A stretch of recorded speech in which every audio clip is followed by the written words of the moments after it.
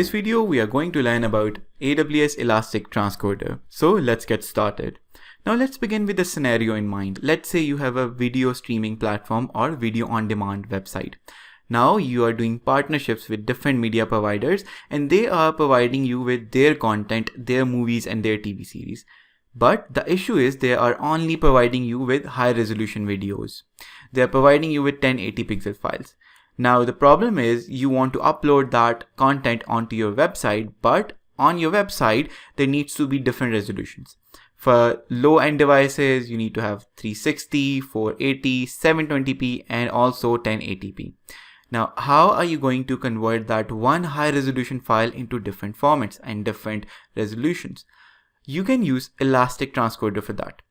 Elastic Transcoder convert media files sitting in your S3 buckets, be it a video file or a music file, into different formats. So they can be run on tablets, PCs, smartphones and TVs, etc.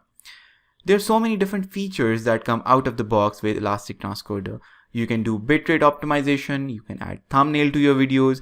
If you want to protect it, you can use watermarks on your entire video. You can generate captions automatically. You can protect your content with DRM protection. You can enable progressive download and you can encrypt your data as well.